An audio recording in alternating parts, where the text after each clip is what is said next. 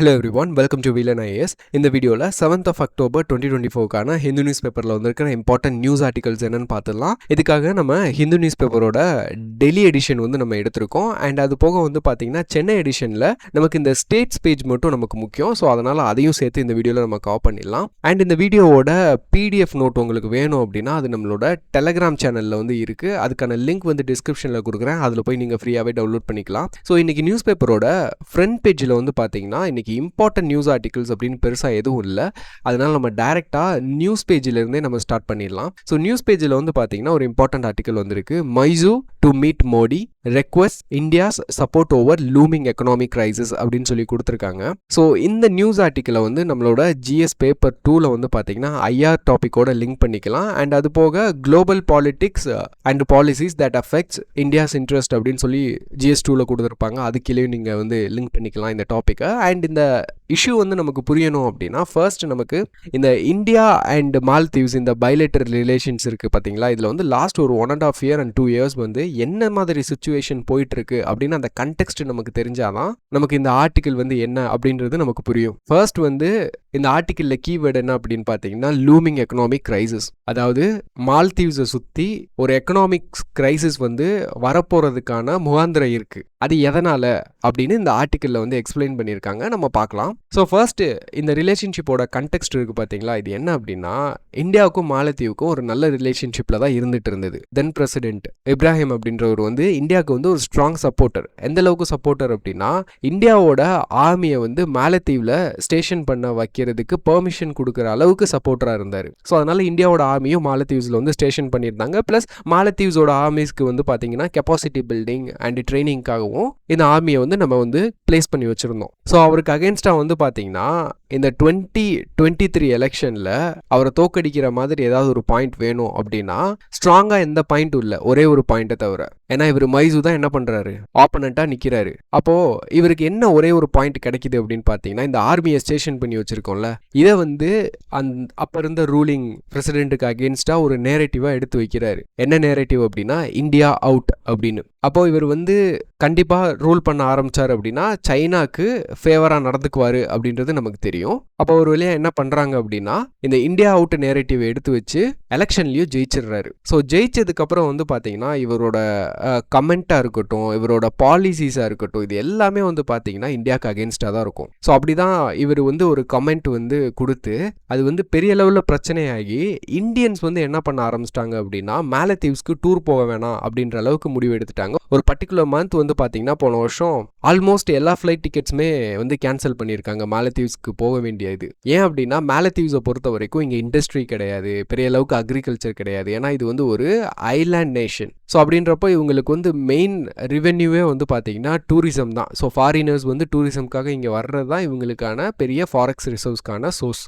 அதை வச்சு தான் அவங்களுக்கு தேவையான பொருட்கள்லாம் என்ன பண்ணிக்குவாங்க, இம்போர்ட் பண்ணிக்குவாங்க வெளிநாட்டிலேருந்து. அப்போ இந்த மாதிரி ஒரு கண்டிஷன் வந்ததுக்கப்புறம் இந்தியா சைட்லேருந்து பார்த்தீங்கன்னா பெரிய லெவலில் ரியாக்டே பண்ணலை. இதுக்கு பெரிய லெவலில் பாலிசி டிசிஷன் எடுக்கலை, இவங்களுக்கு அகேன்ஸ்டாக எதுவுமே பண்ணலை. இன்ஸ்டெட் என்ன பண்ணுறாங்க அப்படின்னா இந்த வருஷம் அதாவது 2024 ஜென்ரல் எலெக்ஷனில் நம்மளோட ரூலிங் கவர்மெண்ட் என்ன பண்ணிட்டாங்க, மறுபடியும் இந்த எலெக்ஷனில் ஜெயிச்சு வந்துட்டாங்க. வந்ததுக்கப்புறம் இந்த ஸ்வர்ன் இன் செரமோனி இருக்குது பார்த்தீங்களா நம்மளோட பிஎம்மோடது, அதுக்கு பார்ட்டிசிபேட் பண்ணுறதுக்கு இவருக்கு இன்விடேஷன் கொடுக்குறாங்க. ஸோ அதனால் இவர் என்ன பண்ணுறாருன்னா அந்த ஸ்வர்னின் செரமானிக்கும் வந்திருக்காரு. அதுக்கப்புறம் இப்போ இவர் இந்தியாவுக்கு வந்திருக்கிறது பார்த்தீங்கன்னா இது செகண்ட் விசிட். ஓகே, ஸோ எதுக்காக இவர் செகண்ட் விசிட் பண்ணணும் அப்படின்னு பார்த்தீங்கன்னா மெயினான காரணம் இந்தியாவோட சப்போர்ட் கேட்டு தான். நம்மளோட பிஎம்ஐ மீட் பண்ண போகிறாரு. மீட் பண்ணி எங்களுக்கு சப்போர்ட் பண்ணுங்கன்னு கேட்க போகிறாரு. ஸோ என்ன மாதிரி இந்தியா சப்போர்ட் பண்ணணும் அப்படின்னா ஆல்ரெடி நம்ம பார்த்தது தான். அங்கே ஒரு எக்கனாமிக் கிரைசிஸ் வரப்போகிற மாதிரி ஒரு சுச்சுவேஷன் இருக்கு இல்லையா. அதுக்கு காரணம் என்ன அப்படின்னா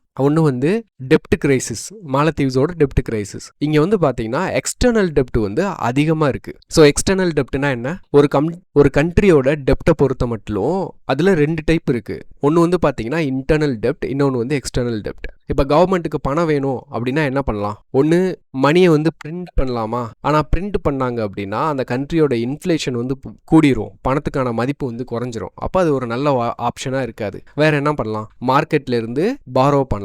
ஸோ அப்போது இவங்க கவர்மெண்ட் செக்யூரிட்டி இஷ்யூ பண்ணி அங்கே இன்டர்னலாகவே இண்டிவிஜுவல்ஸ்கிட்ட, கம்பெனிஸ்கிட்ட, பேங்க்ஸ்கிட்ட இருந்து பணத்தை ரெடி பண்ணுறாங்க கவர்மெண்ட் அப்படின்னா அது இன்டர்னல் டெப்ட். டெப்ட். இதே இது இவங்களோட செக்யூரிட்டியை இன்டர்நேஷ்னலி அதர் கண்ட்ரீஸ்ல இருந்து அதர் ஃபாரின் இன்வெஸ்டர்ஸ்ல இருந்து செக்யூரிட்டி இஷ்யூ பண்ணி வாங்கினாங்க அப்படின்னா அது வந்து எக்ஸ்டர்னல் டெப்ட். இப்போ மாலத்தீவ்ஸை பொறுத்த வரைக்கும் எக்ஸ்டர்னல் டெப்ட் எவ்வளோ இருக்கு அப்படின்னா அவங்களோட கண்ட்ரியோட ஜிடிபியை காட்டிலும் அதிகமாக இருக்கு. 110% ஆஃப் ஜிடிபி. அதாவது இந்த வேர்ல்டுலேயே ஒன் ஆஃப் த ஹையஸ்ட் டெப்ட் டு ஜிடிபி ரேஷியோ இருக்கிற கண்ட்ரியில் மாலத்தீவ்ஸும் ஒன்றா வந்துருச்சு. அப்போ இந்த அளவுக்கு போகிறதுக்கு என்ன காரணம்? அவங்க கையில் ஃபாரெக்ஸ் ரிசர்வும் இப்போ இல்லை, ஏன்னா டூரிசமும் சரியாக போகிறதில்ல. ஸோ இந்த மாதிரி ஒரு சுச்சுவேஷனில் இவங்க இன்னுமே ஒரு 2-3 இயர்ஸ்க்குள்ளே என்ன பண்ணணும்னா ஒரு $1.5 பில்லியன் வந்து என்ன பண்ணணும், கடனாக மட்டும் பே பண்ணணும். அது போக வந்து பார்த்தீங்கன்னா சர்டன் அமௌண்ட் வந்து இவங்க இந்த டிசம்பர் மாதத்துக்குள்ளே பே பண்ணி ஆகணும், டெட்லைன் இருக்குது. அண்ட் அதெல்லாம் போக இன்டர்நேஷ்னல் ரேட்டிங் ஏஜென்சி இருக்காங்களே, மூடி, இந்த மாதிரி ரேட்டிங் ஏஜென்சிலாம் இவங்க கவர்மெண்ட்டோட அந்த செக்யூரிட்டி ரேட்டிங்கை வந்து ரொம்ப கம்மியாக குறைச்சிட்டாங்க. இதனால் பெருசாக இவங்களால இனிமே என்ன பண்ண முடியாது, இனிமே இன்டர்நேஷ்னல் மார்க்கெட்ல இருந்து பணத்தை கேதரும் பண்ண முடியாது. அப்போ நமக்கு இந்த மாதிரி ஒரு சுச்சுவேஷனுக்கு இவங்க போகிறதுக்கு என்ன காரணம் அப்படின்னு பார்த்தீங்கன்னா ஒரே ஒரு காரணம் தான், இந்தியாவை பகைச்சிக்கிட்டு சைனாவோட கூட்டு சேர போனது. ஏன் சைனா வந்து இவங்களை காப்பாற்ற முடியாதா அப்படின்னு கேட்டிங்கன்னா சைனா வந்து இவங்களை காப்பாற்றலாம் மாட்டான், ஏன்னா அவன் தான் ட்ராப்பே செட் பண்ணி வச்சிருக்கிறது சைனீஸ்காரன். இவங்களுக்கு வந்து பெல்ட் அண்ட் ரோடு இனிஷியேட்டிவ்ல கடனை கொடுத்து அதை பேயே பண்ண முடியாத மாதிரி டேர்ம்ஸ்லாம் செட் பண்ணி வச்சது அவன் தான். அவன் எப்படி வந்து காப்பாற்றுவான்? அவன் இந்த ஐலாண்டை ஃபுல்லாக டேக் ஓவர் பண்ணுறதுக்கு தான் பிளான் போட்டிருப்பான். அப்போ மே மாதம் வந்து பார்த்தீங்கன்னா இந்தியாவோட ஆர்மியை வந்து நம்மளோட பிரைம் மினிஸ்டர் என்ன பண்ணுறாரு, மாலத்தீவ்ஸ்ல இருந்து ரிட்டர்ன் எடுத்துக்கிறாரு. ஸோ எடுக்கவும் அங்கே வந்து பார்த்தீங்கன்னா மாலத்தீவ்ஸில் ஒரு மாதிரி சுச்சுவேஷன் வந்து ஸ்மூத் ஆகிருக்கு. ஸோ அதுக்கப்புறம் தான் மே மாதத்துக்கு அப்புறம் தான் நம்மளோட ஸ்வர்னிங் செரமானிக்கு வந்து இன்வைட் பண்ணது, அவரும் வந்து நம்ம நாட்டுக்கு வந்தது. இப்போ சுச்சுவேஷன் எல்லாம் சரியானனால லைக் அந்த மெயினாக சைனாட்ட தான் இவங்க அதிகமாக கடன் வாங்கியிருக்காங்க. அந்த கடனை பே பண்ணுறதுக்கு இவங்களுக்கு காசு வேணும். அப்போ இந்தியாவை பொறுத்த வரைக்கும் பார்த்தீங்கன்னா இந்தியா வந்து எப்படி ஸ்ரீலங்காவுக்கு வந்து ஹெல்ப் பண்ணாங்க, எப்படி பங்களாதேஷ்க்கு வந்து ஹெல்ப் பண்ணியிருக்காங்க அப்படின்றதெல்லாம் நம்ம டீட்டெயிலாக நம்ம டிஸ்கஸ் பண்ணியிருக்கோம் கரண்ட் அஃபேர்ஸ் கிளாஸில். ஸோ அப்போ மாலத்தீவ்ஸை காப்பாற்றணும் அப்படின்னா இந்தியா தான் ஒரு நல்ல ஆப்ஷன் இப்போ மாலத்தீவ்ஸ்க்கு. ஏன்னா பெயில் அவுட்டாக பணம் கொடுப்பாங்களே தவிர அன்ரீசனபிளாக டேர்ம் செட் பண்ணி மாலத்தீவ்ஸை என்ன பண்ண மாட்டாங்க, இந்தியா ட்ராப்பில் உள்ளே வர விட மாட்டாங்க. ஸோ இந்தியாவை பொறுத்த வரைக்கும் இந்த மாதிரி டிப்ளமேட்டிக் மெச்சூரிட்டி காட்டுறதை வந்து நீங்கள் கண்டிப்பாக அண்டர்ஸ்டாண்ட் பண்ணிக்கணும். ஏன்னா இப்போ பங்களாதேஷில் நடந்துச்சு இல்லையா இஷ்யூ, அந்த இஷ்யூவில் வந்து நம்ம ஹிந்து எடிட்டோரியலில் எத்தனை ஆத்தர்ஸ் வந்து கிரிட்டிசைஸ் பண்ணியிருந்தாங்க இந்தியாவை. அதாவது ஒரே ஒரு பொலிட்டிக்கல் பார்ட்டி கூட மட்டும் நம்ம ரிலேஷன்ஷிப்பை மெயின்டைன் பண்ணிட்டு ஆப்போசிஷன் கூடலாம் நம்ம மெயின்டைன் பண்ணாது தான் இப்போ பங்களாதேஷில் சுச்சுவேஷன் வந்து நம்மளால், அதாவது இந்தியன் கவர்மெண்ட்டால் கண்ட்ரோல் பண்ண முடியாத ஒரு சுச்சுவேஷனுக்கு போனதா அப்படி சொல்லி பிளேம் பண்ணாங்க. ஆனால் அது அவங்களோட பாயிண்ட் ஆஃப் வியூ. ஆனால் நம்மளோட டிப்ளமேட்டிக் சைட்ல இருந்து பார்த்தீங்க அப்படின்னா இது வந்து ஒன்றும் இல்லை, நான் இன்டர்ஃபரன்ஸ். அவங்களோட பாலிடிக்ஸ் இதுலலாம் நம்ம தலையிடக்கூடாது. ஆனால் அவங்களுக்கு பாதிப்பு வந்துச்சு பெருசாக இன்டர்நேஷனல் லெவலில் அவங்க கண்ட்ரி ஒரு பள்ளத்தில் விழப்போகுது அப்படின்னா இந்தியா போய் கை கொடுத்து தூக்கணும். அப்போ இந்தியாவோட ஃபாரின் பாலிசி எப்படி எவால்வ் ஆகிட்டு இருக்கு அப்படின்றத நீங்கள் நோட் பண்ணணும். ஒன்று வந்து நான் அலைன்மெண்ட்ல இருந்து மல்டி அலைன் பாலிசியாக நம்ம மாற்றிட்டு இருக்கோம். And we have a foreign policy that non interfere and mutually respect other country. And அது போக வந்து பார்த்தீங்கன்னா இதெல்லாம் நடந்தாலுமே we are still in a multi sectoral cooperation. Infrastructure இதெல்லாம் நம்ம பெருசாக கிவ் அப் பண்ணலை, ஃபண்டெல்லாம் குறைக்கல. அப்போ இது எல்லாம் சேர்ந்து தான் இந்த இந்தியாவோட இந்த மெச்சூரிட்டி அண்ட் இந்த எஃபர்ட் இருக்குது பார்த்தீங்களா, இதெல்லாம் சேர்ந்து தான் இப்போ மால்தீவ்ஸை நம்மக்கிட்ட திரும்ப வர்றதுக்கு ஹெல்ப்ஃபுல்லாக இருந்திருக்கு. இதே இது இந்தியாவோட டிப்ளமேட்டிக் சைட்ல இருந்து மெச்சூரிட்டி இல்லாமல் ரியாக்ஷனரியா இம்பல்சிவாக நடந்துட்டு இருந்திருந்தாங்க அப்படின்னா இந்நேரம் ரெண்டு கண்ட்ரியும் சண்டை தான் போட்டுட்டு இருந்திருக்கணும். ஏன்னா இந்த ஆஸ்பெக்ட்ல நம்ம பார்த்துருந்தோம் அப்படின்னு பார்த்தீங்கன்னா வச்சுக்கோங்களேன், ஈவன் நமக்கும் சைனாக்கும் வாரே வந்திருக்கிற அவசியம் இல்லை. 1960s இந்நேரம் சைனா நம்மளோட ஃப்ரெண்ட்லி கண்ட்ரியா இருந்திருக்க கூட வாய்ப்பு இருக்கு. ஓகே, ஸோ இதுதான் இந்த ஓவரால் இஷ்யூவோட context and explanation. Okay, that's all about this news article. And next news article, air force plans to procure 12 early warning aircraft அப்படின்னு சொல்லி கொடுத்துருக்காங்க. ஸோ இந்த நியூஸ் ஆர்டிகல் எதை பற்றினதுன்னா நம்மளோட இந்தியன் ஏர்ஃபோர்ஸ் இருக்கு இல்லையா, ஸோ ஏர்ஃபோர்ஸ் கிட்ட வந்து பார்த்தீங்கன்னா இந்த ஏர்லி வார்னிங் ஏர்கிராஃப்ட் அப்படின்றதோட நம்பர்ஸ் வந்து ரொம்ப கம்மியாக தான் இருக்குது. அதோட நம்பர்ஸை வந்து இன்க்ரீஸ் பண்ணுறதுக்காக இந்தியன் ஏர்ஃபோர்ஸ் வந்து என்ன பண்ண போகிறாங்கன்னா ஏர்கிராஃப்ட்ஸ் வந்து ப்ரொக்யூர் பண்ண போகிறாங்க. அதை ஒரு 2 ப்ரோக்ராமாக கண்டக்ட் பண்ணி ப்ரொக்யூர் பண்ண போகிறாங்க. அதை பற்றி தான் இந்த நியூஸ் ஆர்டிக்கலில் கொடுத்துருக்காங்க. So what is early warning aircraft அப்படின்றது நமக்கு தெரியணும். ஸோ இந்த ஏர்லி வார்னிங் ஏர்கிராஃப்ட்ன்றது நார்மலாக ஒரு ஏர்கிராஃப்ட் இருக்கு இல்லையா, அது வந்து என்ன பண்ணுவாங்கன்னா மாடிஃபை பண்ணி அதில் ஏர்போர்ன் ஏர்லி வார்னிங் சிஸ்டமை வந்து என்ன பண்ணிடுவாங்க, ஃபிட் பண்ணிடுவாங்க. ஸோ இப்போ இந்த ஏர்கிராஃப்ட் வந்து வானத்தில் சுற்றிட்டே இருக்கும். இது என்ன பண்ணும் அப்படின்னா, இப்போ நம்மளோட நார்மல் ரேடார் இருக்கு இல்லையா, இதை வந்து நம்ம கிரவுண்ட் லெவலில் ஃபிக்ஸ் பண்ணியிருப்போம்ல, இதில் வந்து பார்த்தீங்கன்னா ஒரு லிமிட்டேஷன் இருக்குது. ஸோ அது என்ன லிமிட்டேஷன் அப்படின்னா, இந்த லோ ஆல்டிடியூட்டில் பறந்து வர ஏர்கிராஃப்டை வந்து என்ன பண்ண முடியாது, அதால் டிடெக்ட் பண்ண முடியாது. அண்டு ரேஞ்சுமே வந்து பார்த்தீங்கன்னா கொஞ்சம் கம்மியான ரேஞ்சு தான். ஸோ இப்போ இந்த பாகிஸ்தானோட நம்ம பார்டர் வச்சுருக்கோம் இல்லையா, அந்த பார்டர் ஏரியாலலாம் ஒரு லிமிட்டேஷன் இருக்கும். அந்த லிமிட்டேஷனை நம்ம இந்த ஏர்லி வார்னிங் ஏர்கிராஃப்டை வச்சு நம்ம என்ன பண்ணிக்கலாம், சால்வ் பண்ணிக்கலாம். ஸோ இதனால் நம்மளோட அந்த ரேடார் சர்ச்சிங் கேப்பபிலிட்டி இருக்குது இல்லையா, இது வந்து இன்னுமே இன்க்ரீஸ் ஆகும். ஸோ மொத்தமாக இது எல்லாமே என்ன பண்ணியிருக்கோம், ஒரு கண்ட்ரோல் சென்டரில் வந்து கனெக்ட் ஆகிருக்கும். ஸோ இது மூலியமாக நம்மளோட ஏர் ஸ்பேஸை நம்மளால் கண்ட்ரோல் பண்ண முடியும், மானிட்டர் பண்ண முடியும். ஸோ இப்போ இந்தியன் ஏர்ஃபோர்ஸ் வந்து 2 ப்ரோக்ராமில் இதை வந்து ப்ரொக்யூர் பண்ண போகிறாங்க. ஒன்று வந்து பார்த்தீங்கன்னா எம்ப்ரையா ஏர்கிராஃப்ட். ஸோ இந்த ஏர்கிராஃப்டை ஃபாரின்லேருந்து வாங்கி ஆர்டர் பண்ணி வாங்கி நம்ம மாடிஃபை பண்ணிக்குவோம். இதில் வந்து நேத்ரா சிஸ்டம் வந்து நம்ம என்ன பண்ண போகிறோம், இன்ஸ்டால் பண்ண போகிறோம். இது வந்து ஒரு ஃபாலோ அப் ஆர்டர் தான். ஃபாலோ அப் ஆர்டர்னால் ஏற்கனவே நம்ம ஆர்டர் பண்ணி வாங்கியிருக்கோம், இது வந்து ஆர்டர் பண்ணது. ஸோ இதையுமே நம்ம ப்ரொக்யூர் பண்ணுவோம். அப்புறம் இன்னொன்று வந்து பார்த்தீங்கன்னா இந்தியன் ஏர்ஃபோர்ஸோட ஆம்பிஷியஸான ஒரு ப்ரோக்ராம் என்னன்னா ஏர்பஸ் A321. இதை ப்ரொக்யூர் பண்ணி இதை வந்து டிஆர்டிஓ என்ன பண்ணுவாங்க, மாடிஃபை பண்ணி ஏர்லி வார்னிங் சிஸ்டம் வந்து ஃபிக்ஸ் பண்ணுவாங்க. இப்போ நம்ம இந்தியா வந்து பார்த்தீங்கன்னா இந்தியாவோட நேத்ரா ஏர்லி வார்னிங் சிஸ்டமை தான் நம்ம வந்து என்ன பண்ணுறோம், இதில் வந்து ஃபிக்ஸ் பண்ண போகிறோம். ஆனால் அதே மாதிரி ஒரு லிமிட்டட் நம்பர்ஸ் வந்து நம்ம இஸ்ரேல்கிட்ட இருந்து ஃபால்கன் ஏர்லி வார்னிங் சிஸ்டம் வந்து வாங்கியிருக்கோம். ஸோ நேத்ரா ஃபால்கன் இது ரெண்டில் எது அட்வான்ஸ்ட் அப்படின்னு பார்த்தீங்கன்னா ஃபால்கன் தான். ஏன்னா இது வந்து 360 டிகிரி கவரேஜ் வந்து கொடுக்கும். நேத்ரா வந்து பார்த்தீங்கன்னா 240 டிகிரி கவரேஜ். ஸோ இந்த இன்ஃபர்மேஷன் நமக்கு தெரிஞ்சிருக்கணும்.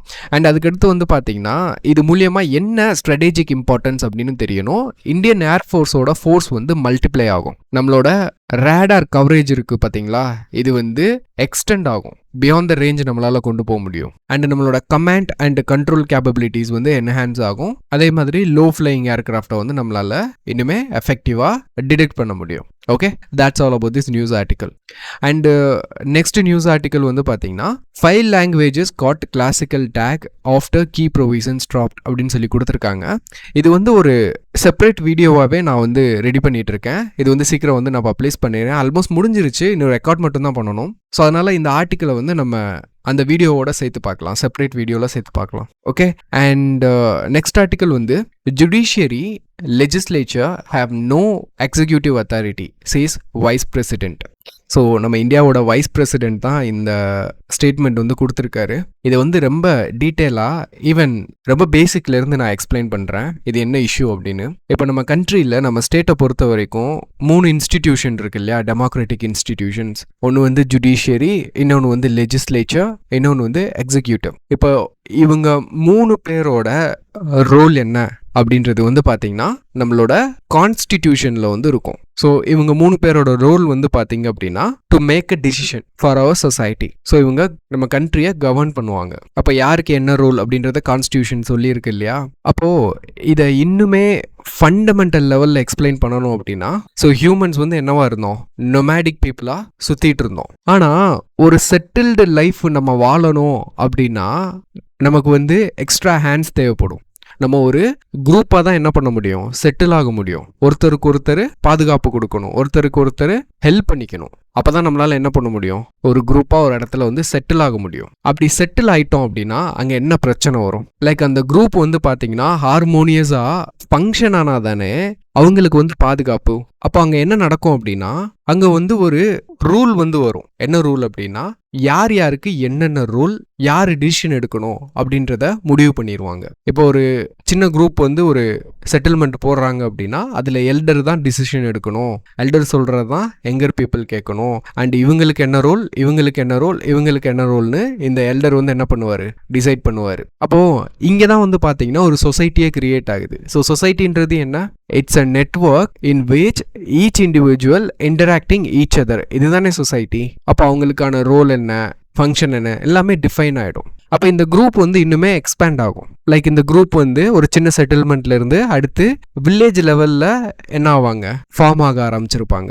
அப்புறம் இந்த குரூப் வந்து வில்லேஜ் லெவல்லேருந்து அடுத்த லெவல் அடுத்த லெவல் அடுத்த லெவல்னு போயிருக்கும். அப்போ இந்த சொசைட்டி வந்து பார்த்தீங்கன்னா இவ்வளோ பெருசாக வர்றது வந்து ஒரு சின்ன ஸ்டார்டிங் பாயிண்ட்லேருந்து தான் என்ன ஆரம்பிச்சிருக்கும், ஸ்டார்ட் ஆகிருக்கும்.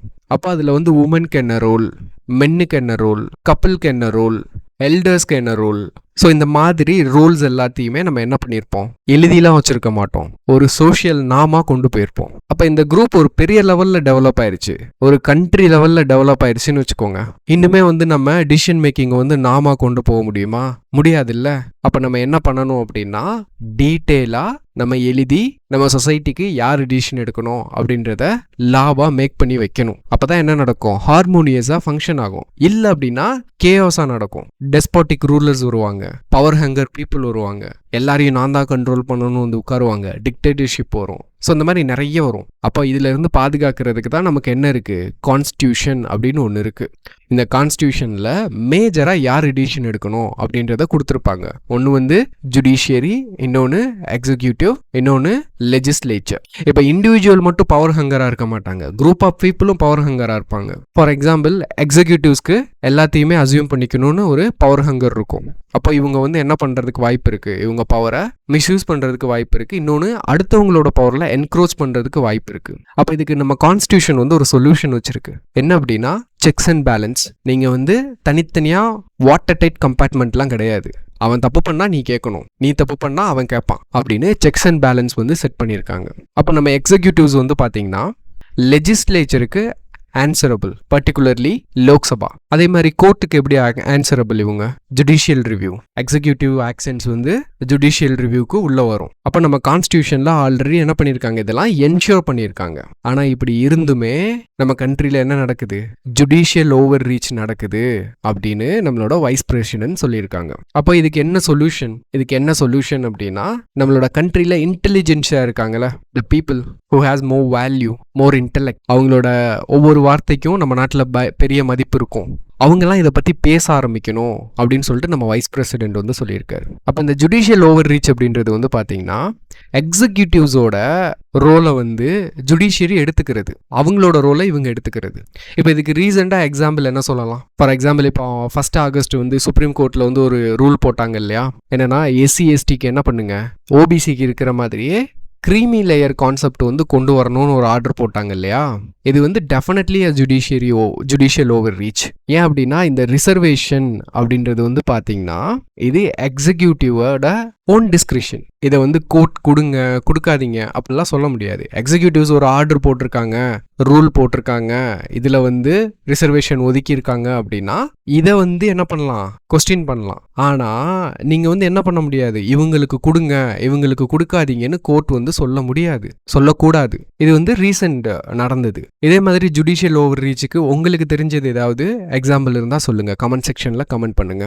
Okay, that's all about this news article. And the next article, geographical indication tax sought for pulicard farm leaf handicraft அப்படின்னு சொல்லிட்டு நம்மளோட தமிழ்நாடு ஸ்டேட் பேஜில் வந்து கொடுத்துருக்காங்க.